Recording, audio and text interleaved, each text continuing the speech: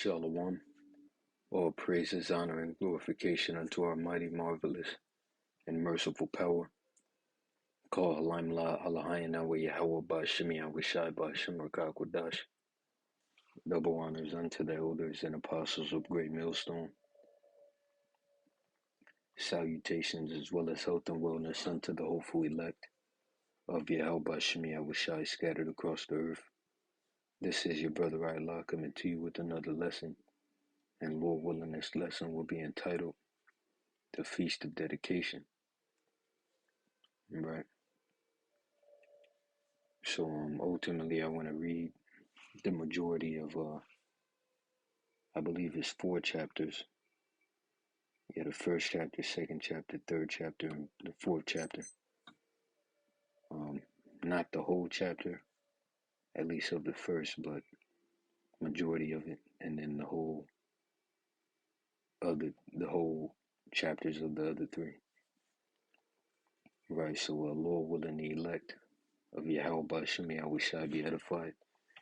And it is late, but I gotta do this lesson, so I'm gonna try and keep it down.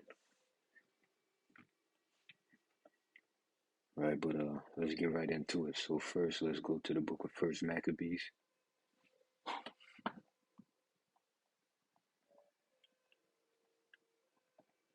Right, First Maccabees, the first chapter. Let's start at verse 7. And it reads, So Alexander reigned 12 years and then died. And his servants bare rule, everyone in his place. And after his death, they all put crowns upon themselves, so that their sons after them many years, and evils were multiplied in the earth. Right.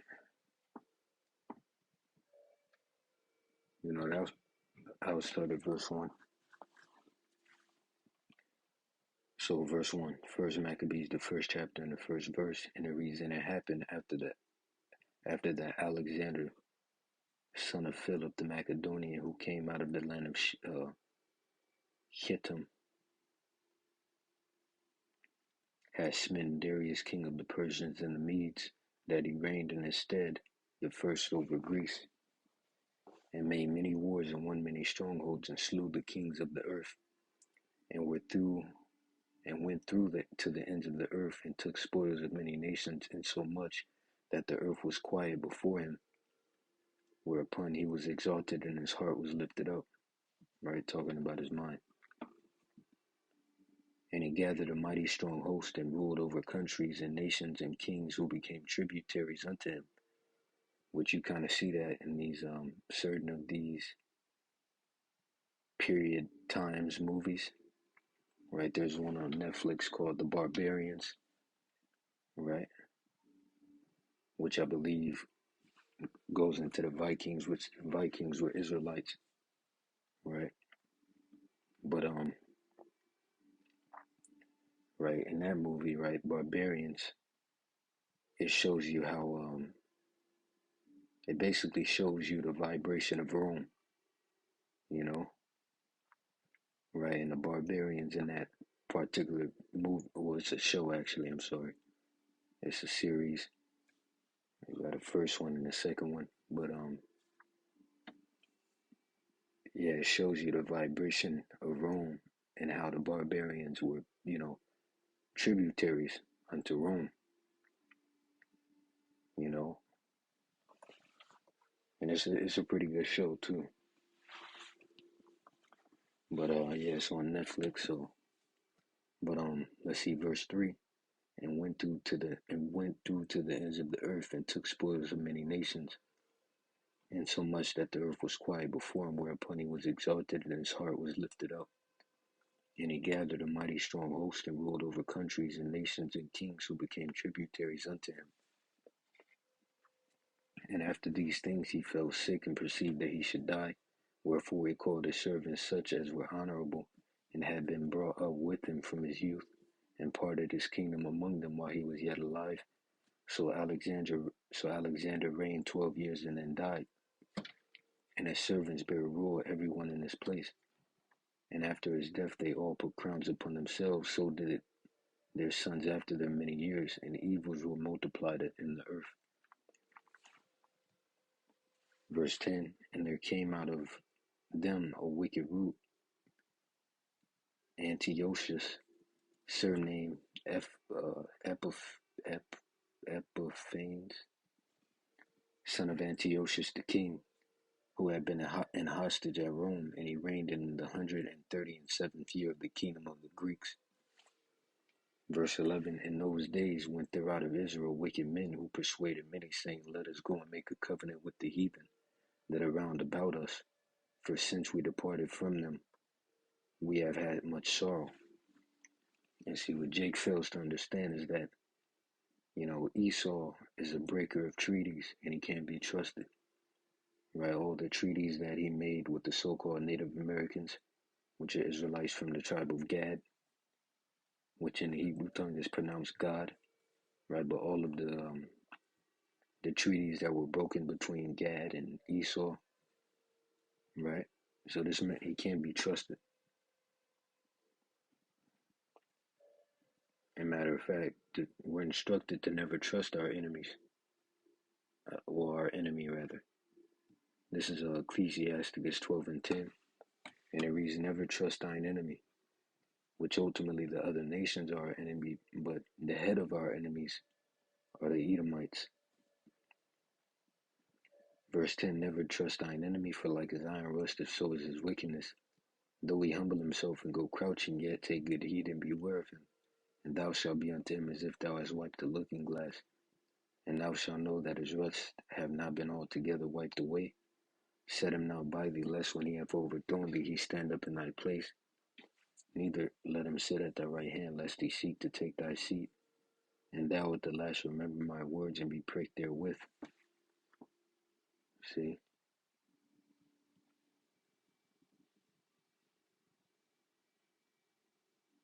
Right, let me get this. This is the book of Psalms, the 55th chapter and the 21st verse. And it reads, the words of his mouth were smoother than butter, but war was in his heart.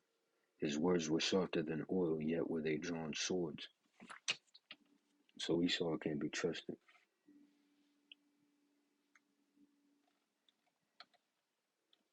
Right, so let me go back to First Maccabees, the first chapter.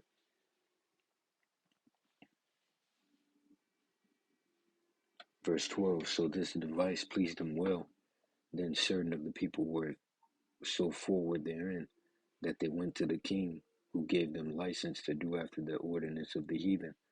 Whereupon they built a place of exercise at Jerusalem according to the customs of the heathen, and made themselves uncircumcised, and forsook the holy covenant, and joined themselves to the heathen, and were sold to do mischief.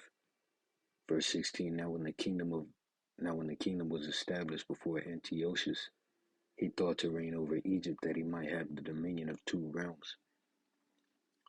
Right? So he was full of greed. 1 realm wasn't enough. Verse 17, wherefore he entered into Egypt with a great multitude, with chariots and elephants and horsemen, and a great navy, and made war against Ptolemy, king of Egypt. But Ptolemy was afraid of him and fled, and many were wounded to death. Thus they got the strong cities in the land of Egypt, and he took the spoils thereof. Verse 20, and after that Antiochus had smitten Egypt, or smitten Egypt, he returned again in the 143rd year, and went up against Israel and Jerusalem with a great multitude, and entered proudly into the sanctuary, and took away the golden altar, and the candlestick of light, and all the vessels thereof, and the table of the shewbread, and the pouring vessels, and the veils, and the censers of gold, and the veil, and the crown, and the golden ornaments that were before the temple, all which he pulled off. He took also the silver and the gold and the precious vessels. Also he took the hidden treasures which he found. And when he had taken all away, he went into his own land, having made a great massacre, and spoken very proudly. Therefore there was a great mourning in Israel in every place where they were, so that the princes and elders mourned, the virgins and the young men were made feeble, and the beauty of women was changed. Every bridegroom took up lamentation, and she that sat in the marriage chamber, and the marriage chamber was in heaviness. The land also was moved for for the inhabitants thereof, and all the house of Jacob was covered with great confusion. And after 2 years fully expired, the king sent his chief collector of tribute unto the cities of Judah, who came unto Jerusalem with a great multitude, and spake peaceably words unto them, but all was deceit. See that? For when they had given him credence, he fell suddenly upon the city and smote it very sore, and destroyed much people in Israel. And when he had taken the spoils of the city, he set it on fire, and pulled down the houses and walls thereof on every side. But the women and children took they captive and possessed the cattle. Then builded they the city of David with the great and strong wall, and with mighty towers, and made it a stronghold for them, Salakia. And they put therein a sinful nation, wicked men, and fortified themselves therein. They stored it also with armor and victuals. And when they had gathered together the spoils of Jerusalem, they laid them up there, and so they became a sore snare. For it was a place to lie in wait against the sanctuary, and an evil adversary to Israel. Thus they shed innocent blood on every side of the sanctuary, and defiled it, insomuch that the inhabitants of Jerusalem fled because of them. Whereupon the city was made an habitation of strangers, and became strange to those that were born in her. And her own children left her. Her sanctuary was laid waste like a wilderness. Her feasts were turned into mourning, her Sabbaths into reproach, her honor into contempt. As had been her glory, so was her dishonor increased, and her excellency was turned into mourning. Moreover, King Antiochus wrote to his whole kingdom that all should be one people, right? Pretty much like a one world order. And everyone should leave his laws, so all the heathen agreed according to the commandment of the king. So many also of the Israelites consented to his religion. Well, I'll say kind of like a one world order, rather. And sacrifice unto idols and profane the Sabbath. For the king had sent letters by messengers unto Jerusalem and the cities of Judah, that they should follow the strange laws of the land, and forbid burnt offerings and sacrifice and drink offerings in the temple, and that they should profane the Sabbaths and festival days, and pollute the sanctuary and holy people, set up altars and groves and chapels of idols, and sacrifice swine's flesh and unclean beasts, that they should also leave their children uncircumcised, and make their souls abominable with all manner of uncleanness and profanation. Because you got to understand the nations are profane, and ultimately Esau is profane. Let's look that up. Profane.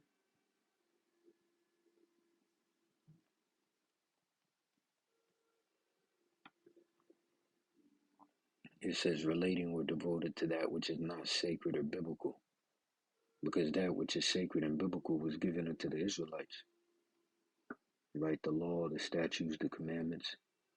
And let's prove that. Romans 9 and 4.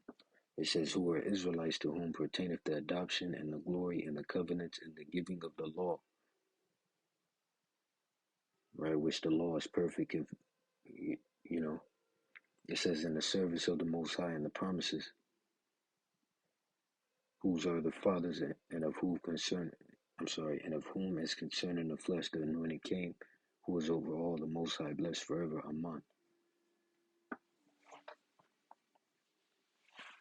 So going back to the book of First Maccabees. Shit.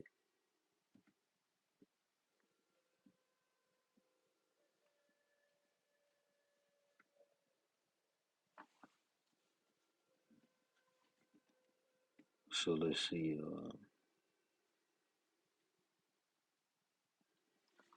Verse 49.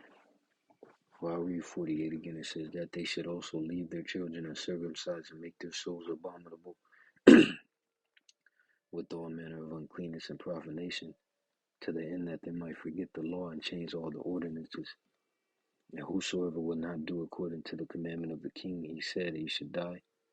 In the selfsame manner wrote he to his whole kingdom, and appointed overseers over all the people, commanding the cities of Judah to sacrifice city by city. And then many of the people were gathered unto them, to wit, every one that forsook the law, and so they committed evils in the land. and drove the Israelites into secret places, even wheresoever they could flee for succor.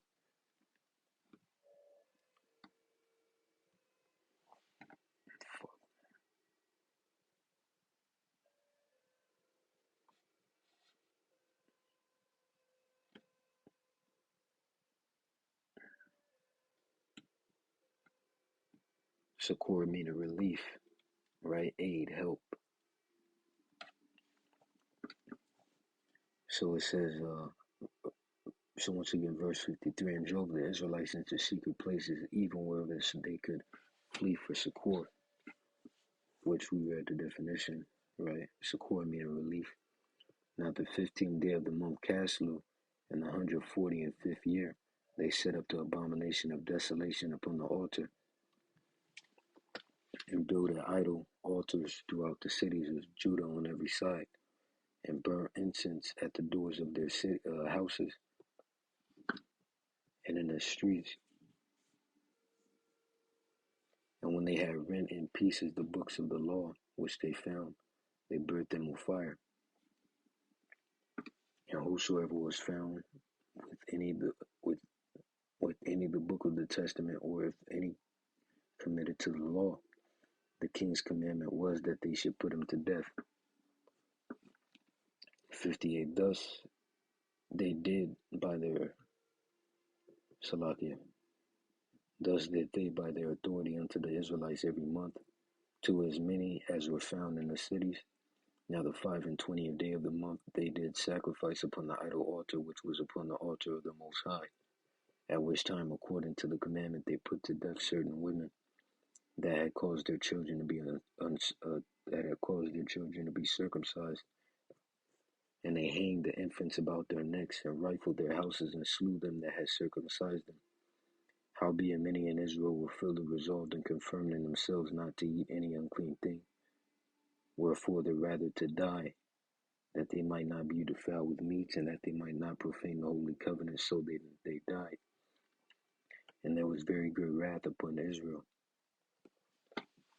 Right? Chapter 2. In those days arose Mattathias, the son of John, the son of Simeon, a priest of the sons of Jerub, from Jerusalem, and dwelt in Modin. And he had 5 sons, Jonan, and called Cadiz, Simon, called Thasai, Judas was called, who was called Maccabeus, Eleazar, called Avaron, and Jonathan, whose surname was Aphis.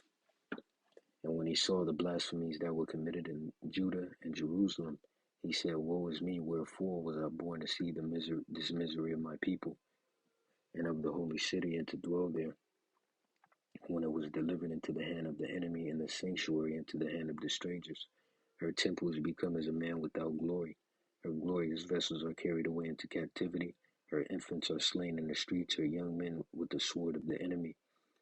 What nation have not had a part in her kingdom and gotten of her spoils? All her ornaments are taken away. Of a free woman she has become a bond slave. And behold, our sanctuary, even our beauty and our glory, is laid waste, and the Gentiles have profaned it. Yes, you can open it. You can open it.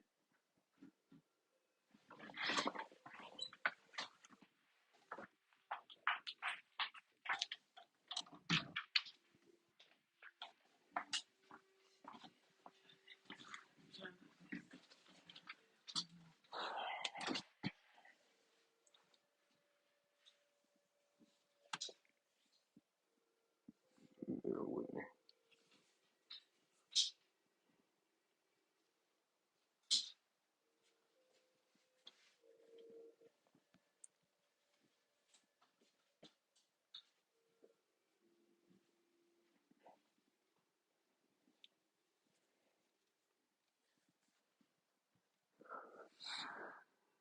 Bear with me.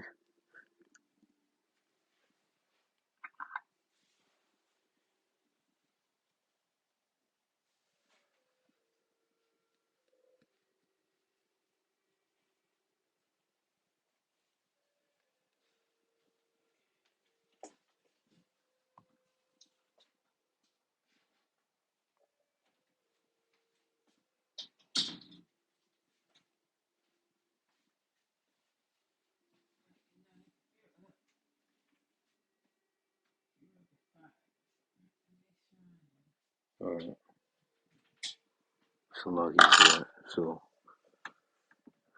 verse 12. And behold, our sanctuary, even our beauty and our glory is laid waste, and the Gentiles have profaned it.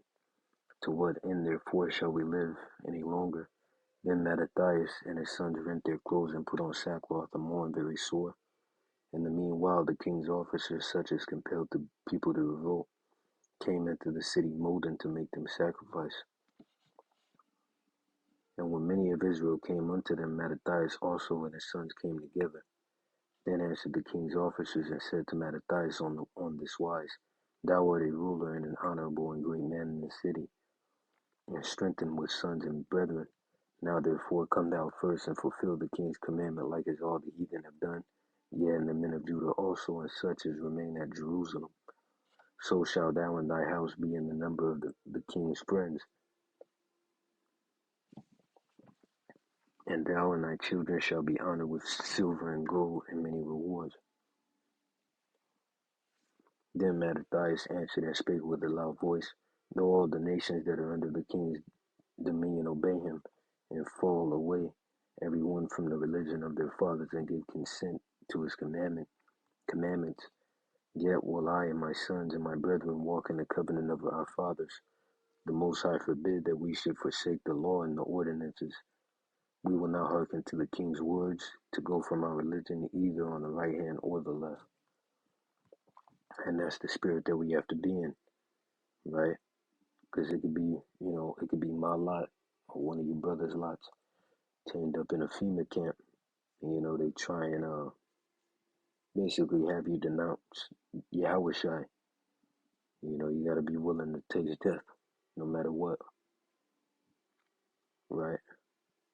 So this is the spirit that we have to be in. As the scriptures say, we ought to obey the Most High rather than man.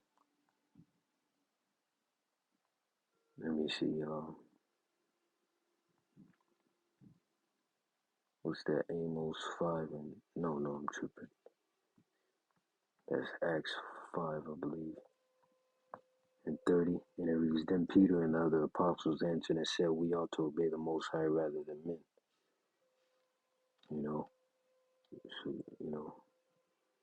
So, back at First Maccabees, the second chapter,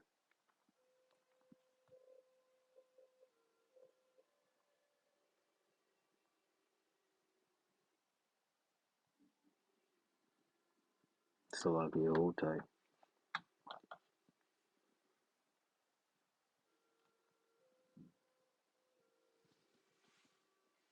Verse 23, Now when he had left speaking these words, there came one of the Jews in the sight of all the sacrifice on the altar which was at Modin, according to the king's commandment, which thing when Mattathias saw, he was inflamed with zeal, and his reins trembled, neither could he forbear to shew his anger according to the judgment. Wherefore he ran and slew him upon the altar. Also the king's commissioner, who compelled men to sacrifice, he killed at that time, and the altar he pulled down. Thus dealt he zealously for the law of the Most High, like as Phinehas did unto Zambri, the son of Shalom. And Mattathias cried throughout the city with a loud voice, saying, Whosoever is zealous of the law and maintaineth the covenant, let him follow me. So he and his sons fled into the mountains and left all that ever they had in the city. Then many that sought after justice and judgment went down into the wilderness to dwell there, both they and their children and their wives and their cattle, because afflictions increased sore upon them. Now when it was told the king's servants and the host that was at Jerusalem and the city of David that certain men who had broken the king's commandment were going down into the secret places in the wilderness, they pursued after them a great number, and having overtaken them, they camped against them and made war against them on the Sabbath day. And they said unto them, Let that which ye have done hitherto suffice. Come forth and do according to the commandment of the king, and ye shall live. But they said, We will not come forth, neither will we do the king's commandment to profane the Sabbath day. So then they gave them the battle with all speed. Howbeit they answered them not, neither cast they a stone at them, nor stopped the places where they lay hid, but said, Let us die all in our innocency. Heaven and earth will testify us, that ye put us to death wrongfully, which was an over righteous decision, you know, because if you know a situation comes upon you upon a Sabbath day, you know, to where you have to defend yourself, then you defend yourself. You know, you got to use wisdom, which they didn't. So it says, so they rose up against them in battle on the Sabbath day, and they slew them with their wives and children and their cattle, to the number of 1,000 people. Now when Mattathias and his friends understood hereof, they mourned for them right sore. And one of them said to another, if we all do as our brethren have done, and fight not for our lives and laws against the heathen, they will now quickly root us out of the earth.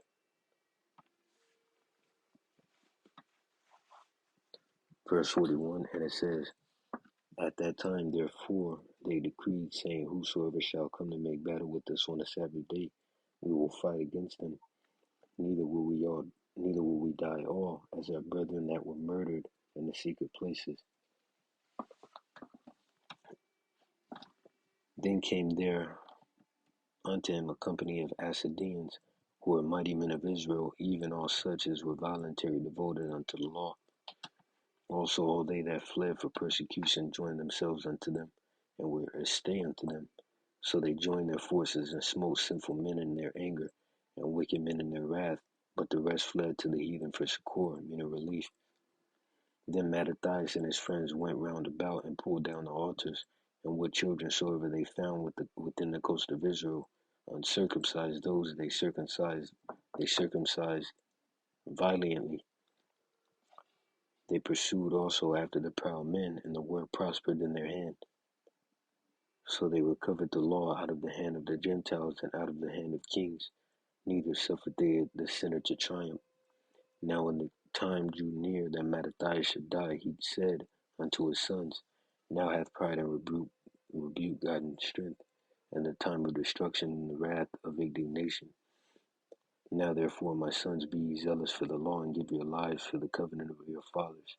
Call to remembrance what acts our fathers did in their time, so shall you receive great honor and an everlasting name.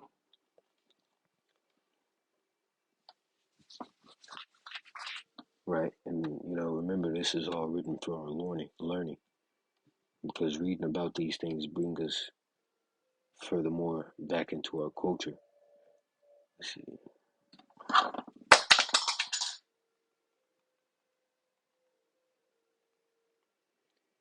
Right? This is the book of Romans, the 15th chapter, and the 4th verse. And it reads, for whatsoever things were written aforetime were written for our learning, that we through patience and comfort of the scriptures might have hope. So back at First Maccabees, the 2nd chapter.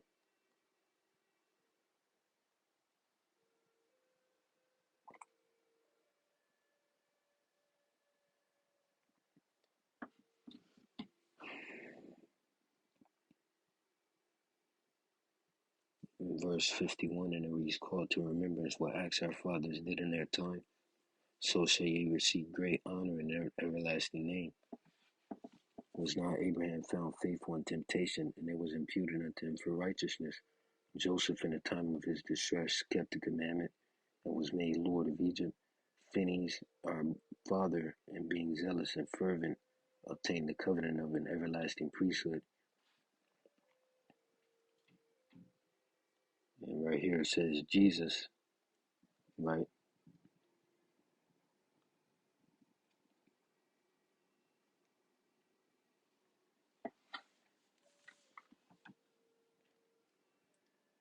Right? But for fulfilling the word was made a judge in Israel.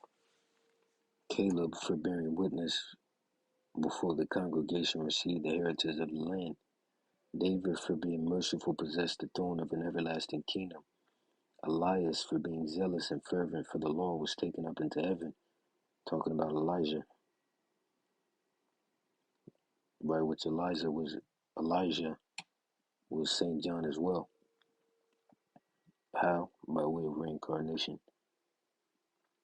Ananias, Azarias, and Mishael, by believing, were saved out of the flame, which I believe that's either Daniel the 3rd chapter or Daniel No, it's Daniel, the third chapter. Verse 60, Daniel for his innocency was delivered from the mouth of lions. That's Daniel, the sixth chapter. And thus consider ye throughout all ages that none that put their trust in him shall be overcome. Fear not then the words of a sinful man, for his glory shall be dung and worms. Today he shall be lifted up, and tomorrow he shall not be found, because he is returned into his dust, and is thought to come to nothing. Wherefore, ye, my sons, be valiant, and shew yourselves men in the behalf of the law, for by it shall ye obtain glory. And behold, I know that your brother Simon is a man of counsel. Give ear unto him always, and he shall be a father unto you. As for Judas Maccabeus, he hath been a mighty and strong, even from his youth up. Let him be your captain, and fight the battle of the people. Take also unto you all those that observe the law, and avenge ye the wrong of your people. Recompense fully the heathen, and take heed to the commandments of the law. So he blessed him and was gathered to his fathers. And he died in the 146th year, and his sons buried him in the sepulchres of his fathers at Modin. And all Israel made great lamentation for him. Right, this is First Maccabees, the third chapter, in the first verse. And it reads, Then his son Judas, called Maccabeus, rose up in his stead, and all his brethren helped him, and so did all they that held with his father, and they fought with. So let me pull it up. Salaki is cut off right there. First Maccabees, third chapter, verse 2. Right, and all his brethren helped him, and so did all they that held with his father, and they saw with cheerfulness the battle of Israel. Verse 3. And they fought with cheerfulness the battle of Israel. So he gat his people great honor, and put on the breastplate as the giant, and girt his warlike harness about him. And he made battles, protecting the host with his sword. In his acts he was like a lion, and like a lion's well roaring for his prey. Right, so he was a mighty man, a man of war, which the Lord is a man of war, For he pursued the wickedness and sought them out, and burned up those that vexed his people. Wherefore the wicked shrunk for fear of him, and all the workers of iniquity were troubled, because salvation prospered in his hand. He grieved also many kings, and made Jacob glad with his acts, and his memorial is blessed forever. Moreover, he went through the cities of Judah, destroying the ungodly out of them, and turning away wrath from Israel, so that he was renowned unto the uttermost parts of the earth. And he received unto him such as were nearby to perish. Then Apollonius gathered the Gentiles together in a great host out of Samaria to fight against Israel, which thing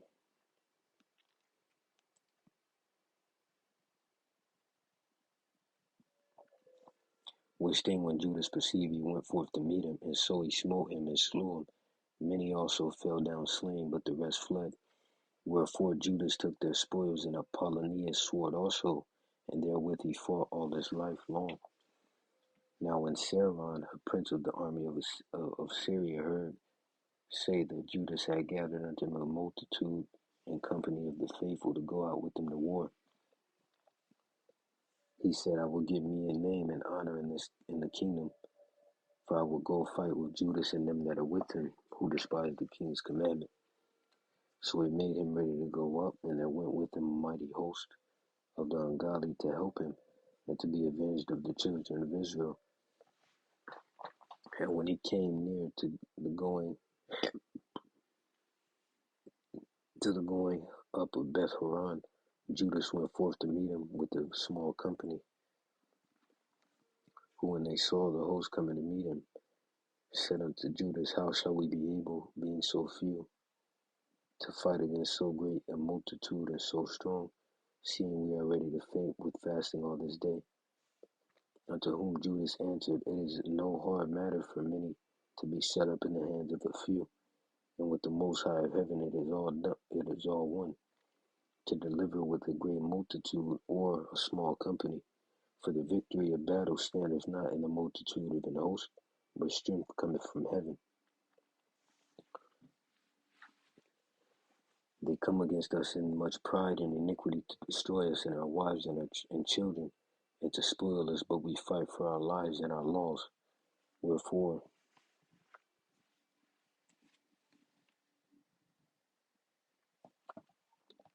Wherefore the Lord himself will overthrow them before our face. And as for you, be ye not afraid of them. Now as soon as he had left off speaking, he leaped suddenly upon them, and so Sihon and his host was overthrown before him. Because remember, Sihon and his host were ungodly, right? When you go up,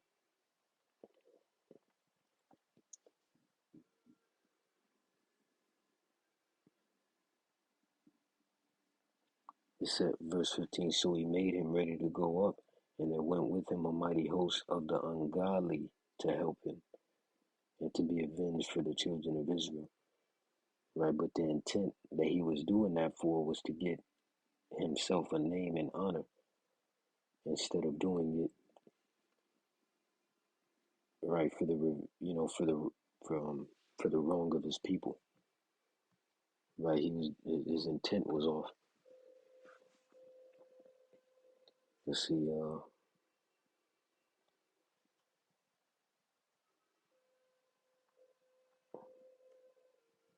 and this is a beautiful saying as well.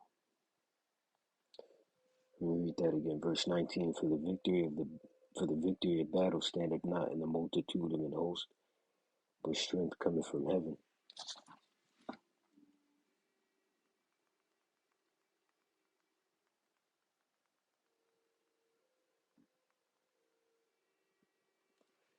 Which brings me to the book of 2 Kings, the 6th chapter, starting at the 15th verse. And the reason when the servant of the man of the Most High was risen early, and going forth, behold, an host compassed the city both with horses and chariots. And the servant said unto him, Alas, my master, how shall we do? And he answered, Fear not, for they that be with us are more than they that be with them. And Elisha prayed and said, Lord, I pray thee, open his eyes, that he may see. And the Lord opened the eyes of the young man, and he saw, and behold, the mountain was full of horses and chariots of fire round about Elisha, which those are talking about so-called UFOs, right? Chariots of fire. And when they came down to him, Elisha prayed unto the Lord and said, Smite this people, I pray thee, with blindness. And he smote them with blindness according to the word of Elisha.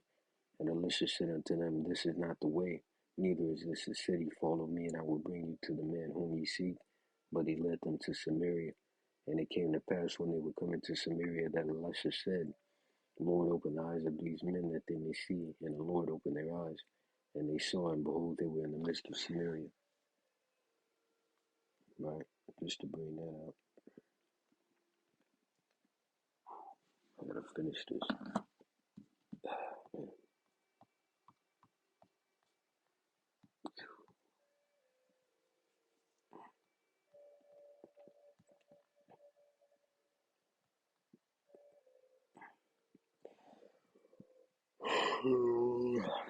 Slugging.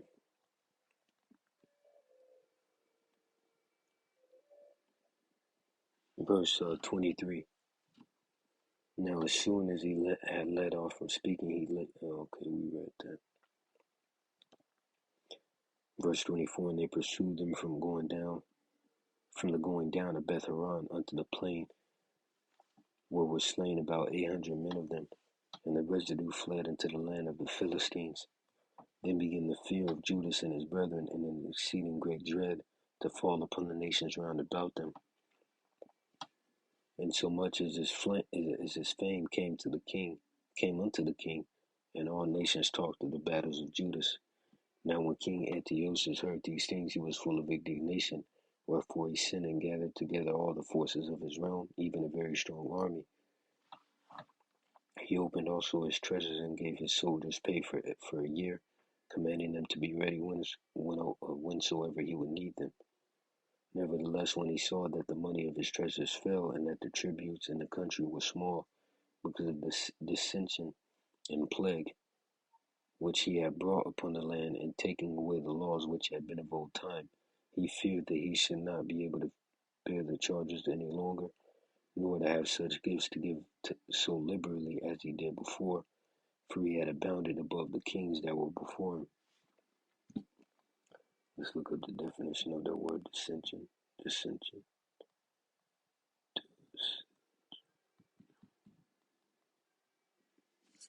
And it says disagreement that leads to discord.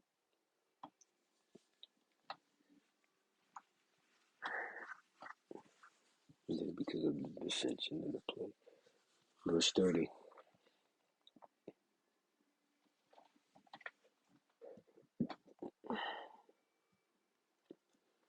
And it reads, he feared that he should not. So like in verse 31. Wherefore, being greatly perplexed in his mind, he determined to go into Persia, there to take the tributes of the countries and to gather much money. So he left Lysias, a nobleman and one of the blood royal, to oversee the affairs of the king from the river Euphrates unto the borders of Egypt, and to bring up his son Antiochus until he came again. Moreover, he delivered unto him the half of his forces and the elephants, and gave him charge over all things that he would have done, as also concerning them that dwelt in Judah and Jerusalem, to wit, that he should send an army against them to destroy and root out the strength of Israel and the remnant of Jerusalem, and to take away their memorial from that place, and that he should place strangers in all their quarters, and divide their land by lot. So the king took the half of the forces that remained and departed from Antioch, his royal city, the 147th year, and having passed the river Euphrates, and went through the high countries. Then Lysias chose Ptolemy, the son of Dormenes, Nicanor, and Georgius, mighty men of the king's friends, and with them he sent 40,000 footmen and 7,000 horsemen to go into the land of Judah and to destroy it as the king commanded. So they went forth with all their power and came and pitched by Amas in the plain country. And the merchants of the country, hearing the fame of them, took silver and gold very much with servants, and came into the camp to buy the children of Israel for slaves. A power also of Syria and of the land of the Philistines joined themselves unto them. Now when Judas and his brethren saw that miseries were multiplied, and that the forces did encamp themselves in their borders, for they knew how the king had given commandment to destroy the people and utterly abolish them, they said one to another, let us restore the decayed fortune of our people, and let us fight for our people in the sanctuary. Then was the congregation gathered together, that they might be ready for battle, and that they might pray and ask mercy and compassion. Right? So, the Feast of Dedication, a big part of it is, bringing to remembrance and, having that acknowledgement of the mercy and compassion that the Lord had upon us. Right? That's a part of the Feast of Dedication. Verse 45, now Jerusalem lay void as a wilderness. There was none of her children that went in or out. The sanctuary also was trodden down, and aliens kept a stronghold. The heathen had their habitation in that place, and joy was taken from Jacob, and the pipe with the harp ceased. Wherefore the Israelites assembled themselves together and came to Massah over against Jerusalem, for in Massah was the place where they prayed aforetime in Israel. Then they fasted that day and put on sackcloth and cast ashes upon them and upon their heads and rent their clothes, and laid open the book of the law, where the heathen had sought to paint the likeness of their images, which goes back to Job 9 and 24. Right? The earth is given into the hand of the wicked. He hath covered the faces of the judges thereof, if not wearing the wisdom. Right? So it says, wherein the heathen has sought to paint the likeness of their images. See that? That's why when you look at certain photos, the angels are so-called white, really Edomites, right? They X'd out the Lord by putting up that false image, which goes back to Serapis Christus, right? You know, they show Moses as a so-called white man, so on and so forth, right? So, let me see, got a little note there. Psalms 83 and 1. So, verse 49, they brought also the priest garments and the first fruits and the tips, and the Nazarites they stirred up who had accomplished their days.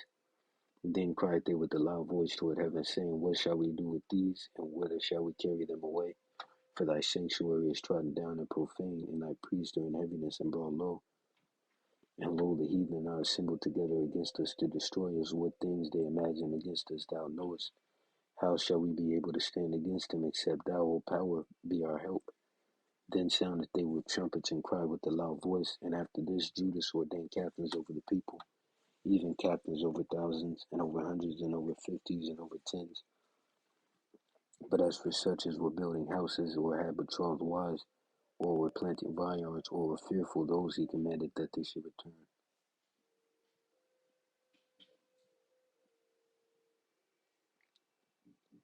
Every man to his own house, according to the law.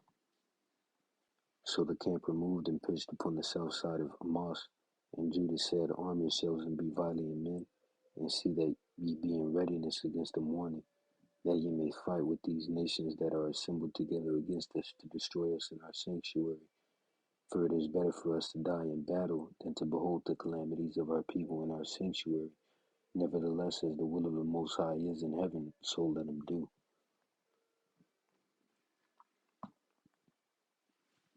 Right? So, last chapter, right? This is the book of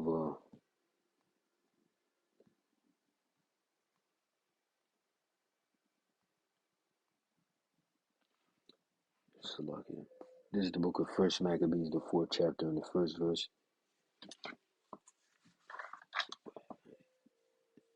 And it reads, Then took Georgius 5,000 footmen and 1,000 of the best horsemen, and removed out of the camp by night, to the end he might rush in upon the camp of the Jews, and smite them suddenly, and the men of the fortress were his guides. So when Judas heard thereof, he himself removed, and the valiant men with him, that he might smite the king's army which was at Amas. Well, as yet the forces were dispersed from the camp, in the mean season came Georgius by night into the camp of Judas. And when he found no man there, he sought them in the mountains, for said he, these fellows flee from us.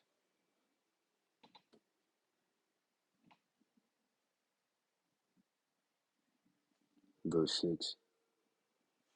But as soon as it was day, Judas shewed himself in the plain with 3,000 men, who nevertheless had neither armor nor swords in their minds. And they saw the camp of the heathen, that it was strong and well harnessed, and could pass round about with horsemen. And these were expert of war. Then said Judas to the men that were with them, Fear ye not their multitude, neither be ye afraid of their assault. Remember how our fathers were delivered in the Red Sea, when Pharaoh pursued them with an army. Now therefore let us cry unto heaven, if peradventure the Lord will have mercy upon us, and remember the covenant of our fathers, and destroy this host before our face this day, that so all the heathen may know that there is one who delivereth and saveth Israel.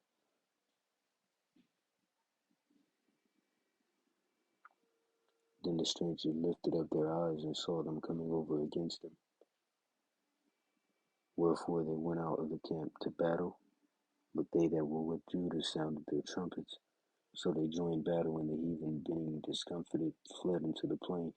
Howbeit all the hindmost of them were slain with the sword, for they pursued them unto Gazara, and unto the plains of Idumea, which the word Idumea is Greek for Edom, right? So unto the plains of Idumea and Azotus, and Jamnia, so that they were slain of them upon the 3,000 men. This done, Judas returned again with his host from pursuing them, and said to the people, Be not greedy of the spoil, inasmuch as there is a battle before us, and Gorgias and his host are here by us in the mountain, but stand ye now against our enemies and overcome them, and after this ye may boldly take the spoils. As Judas was yet speaking these words, there appeared a part of them looking out of the mountain, who when they perceived that the Jews had put their host to flight, and were burning the tents, for the smoke that was seen declared that was done. When therefore they perceived these things, they were sore afraid, and seeing also the host of Judas in the plain ready to fight, they fled every one into the land of strangers. Right? And they have movies out here, man, that can give you a visual example of how war was in the ancient world. Right? I believe you had the movie called 300. You have that show that I mentioned earlier called Barbarians. Right? You have one called Vikings Valhalla, which, like I said before, the Vikings were Israelites.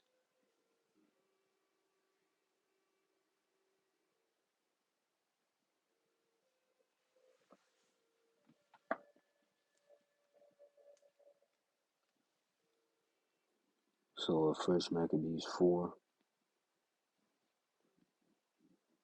and 22, they fled every one into the land of strangers. Then Judas returned to spoil the tents, where they got much gold and silver and blue silk and purple of the sea and great riches.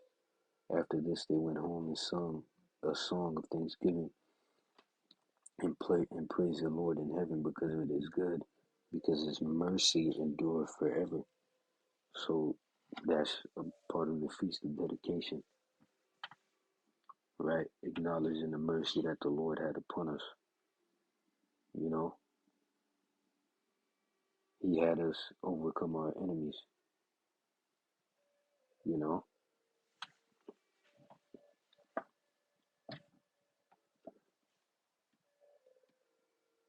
and rebuilt the temple, man, which in this present time we're the temples. We're the temple, right? But 24, after this they went home and sung a song of thanksgiving and praised the Lord in heaven because it is good, because his mercy endureth forever, right? What's that, 25? 25, thus Israel had a great deliverance that day. So 25, let me not forget that, 25. But anyway, this is Lamentations 3 and 22. And it reads, it is of the Lord's mercies that we are not consumed, because his compassions fail not. Verse 23, they are new every morning. Great is thy faithfulness. See?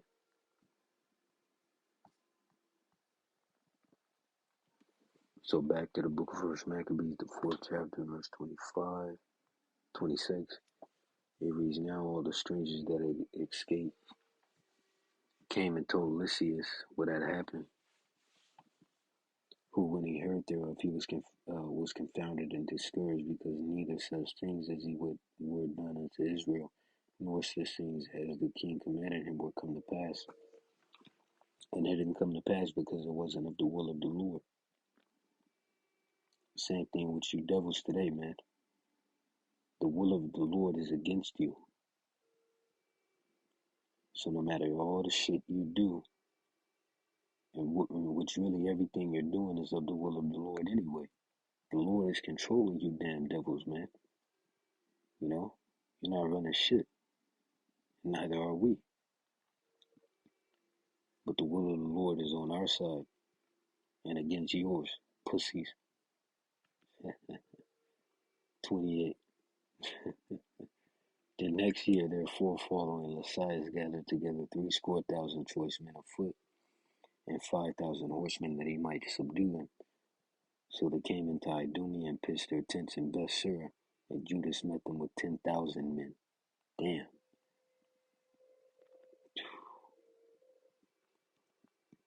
And just like in that in that show entitled Barbarians that I mentioned, there was a particular character, and his name was Marbod, and he had 70,000 men. right? He had 70,000 men of war.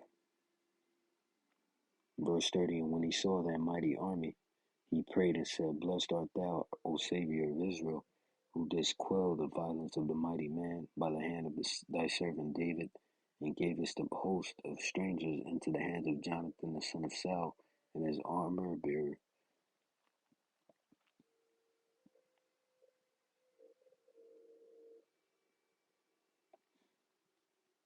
31. Shut up this army in the hand of thy people Israel, and let them be confounded in their power and horsemen.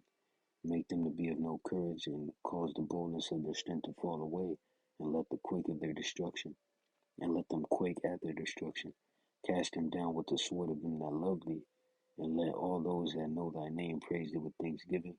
So they joined battle, and there was slain of the host of Lysias about 5,000 men. Even before them were they slain. Now when Lysias saw his army put to flight, and the manliness of Judah's soldiers, and how they were ready either to live or die valiantly, he went into Antiochia, or Antiochia, and gathered together a company of strangers, and having made his army greater than it was, he purposed to come again into Judah.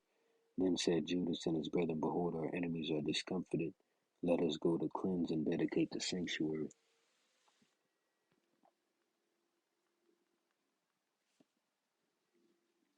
Discomfited meaning make someone feel uneasy or embarrassed. See? And that's what the Lord did.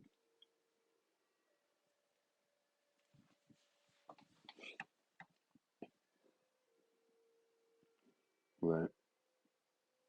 Verse 37, upon this all the host assembled themselves together and went up into Mount Zion. And when they saw the sanctuary desolate and the altar profane and the gates girded up, and shrubs growing in the courts as in the forest, or on one of the mountains, and the priest's chambers pulled down, they rent their clothes and made great lamentation and cast ashes upon their heads, and fell down flat to the ground upon their faces, and blew an alarm with the trumpets, and cried toward heaven. Then Judas appointed certain men to fight against those that were in the fortress until he had cleansed the sanctuary. So he chose priests of blameless conversation, such as had pleasure in the law, who cleansed the sanctuary and bare out the defiled stones into an unclean place. And when, as they consulted what to do with the altar of burnt offerings, which was profane, they thought it best to pull it down, lest it should be a reproach to them, because the heathen had defiled it, wherefore they pulled it down, and laid up the stones in the mountain of the temple in a convenient place, until there should come a prophet to shew what should be done with them. Then they took whole stones according to the law, and built a new altar according to the former, and made up the sanctuary and the things that were within the temple, and hollowed the courts. They made also new holy vessels, and into the temple they brought the candlestick, right, the menorah, and the altar of burnt offerings and of incense, and the table. And upon the altar they burned incense, and the lamps that were upon the candlestick they lighted, that they might give light in the temple. Furthermore, they set the loaves upon the table, and spread out the veils, and finished all the works which they had begun to make. Now in the 25th day of the 9th month, which is called the month Caslu, in the 148th year, they rose up betimes in the morning, and offered sacrifices according to the law upon the new altar of burnt offerings, which they had made. Look at what time and what day the heathen had profaned it, even, and that it was dedicated with songs and citherns and harps and cymbals. Then all the people fell upon their faces, worshipping and praising the Most High of heaven, or the power of heaven, who had given them good success. So that's what it's about, man. Just bringing it to remembrance and meditating upon it. Right, and the Lord's going to bring us great success, great success once again. But that's ultimately going to start with the elect. Right? Verse 56. And so they kept the dedication of the altar 8 days and offered burnt offerings with gladness and sacrificed the sacrifice of deliverance and praise. They decked also the forefront of the temple with crowns of gold and with shields, and the gates and the chambers they renewed and hanged doors upon them. Thus they were, thus was their very, thus were their very, thus was there very great gladness among the people, for that the reproach of the heathen was put away. Moreover, Judas and his brethren with the whole congregation of Israel ordained that the days of the dedication of the altar should be kept in their season from year to year by the space of 8 days, from the 25th month of the month Caslu, with mirth and gladness. At that time also they builded up the Mount Zion with high walls and strong towers round about, lest the Gentiles should come and tread it down as they had done before. And they set there a garrison to keep it, and fortified Bethsura to preserve it, that the people might have a defense against Idumea, which once again the word Idumea is Greek for Edom, right? And this is a part of our culture. So what we're instructed to do and what we ought to do is rehearse the righteous acts, which goes back to the book of Judges, the 5th chapter and the 11th verse. And it reads, they that are delivered from the noise of the archers in the place of drawing water, which drawing water represents captivity and servitude. So this place, it says archers in the places of drawing water, there shall they rehearse the righteous acts. So it's talking about within America. There shall they rehearse the righteous acts of the Lord, even the righteous acts toward the inhabitants of his villages in Israel. Then shall the people of the Lord go down to the gates. Also, let me get Baruch, the 2nd chapter and the 30th verse. And it reads, for I knew that they would not hear me, because it is a stiff-necked people. But in the land of their captivity they shall remember themselves. And ultimately that's the elect. And shall know that I am the Lord their power, for I will give them an heart and ears to hear. And they shall praise me in the land of their captivity, and think upon my name, and return from their stiff neck and from their wicked deeds, for they shall remember the way of their fathers, which sinned before them. And I will bring them again into the land which I promised them with an oath unto their fathers, Abraham, Isaac, and Jacob, and they shall be lords of it. And I will increase them, and they shall not be diminished. And I will make an everlasting covenant with them to be their power, and they shall be my people. And I will no more drive my people of Israel out of the land that I have given them. So that's pretty much the point, right? So, and also the Feast of Dedication. Dealing with the Feast of Dedication itself, there's no Sabbath. Now, you still have the Sabbath of this month, which was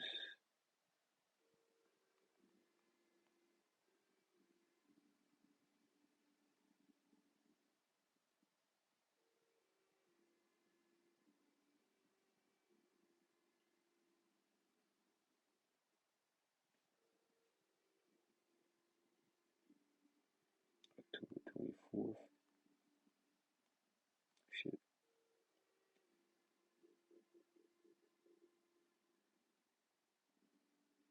which is a Monday, right? And let me check that.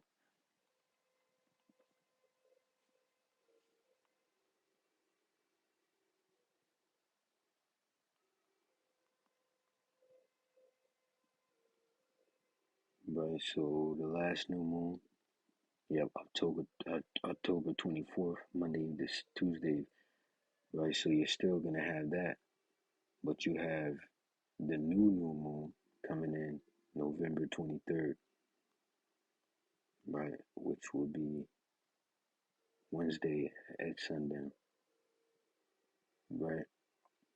So you're still gonna have the Sabbath for this month. It's gonna come in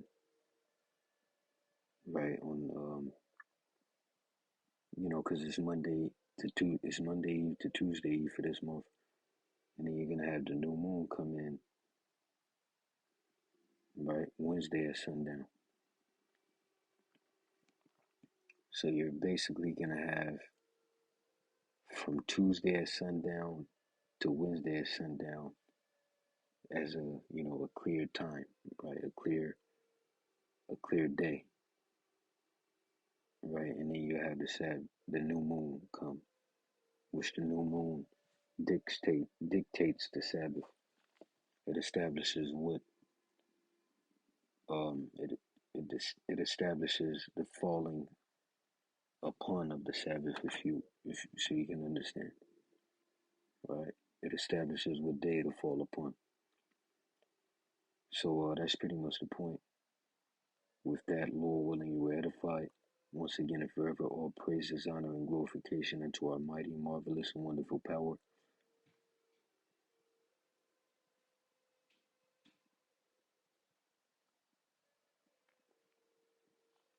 Call Halamla Allahayana wa Yahweh Ba'ashim Yahushai Ba'ashim Rakakwadash. Double honors unto the elders and apostles of Great Millstone once again. Salutations as well as health and wellness unto the hopeful elect of Yahweh Ba'ashim Yahushai scattered across the earth. See you in the next lesson, Lord willing, while Yahweh Ba'ashim Yahushai Baba Kasha Baba Ball. While Shalom DT soon and stay sharp. Keep pushing.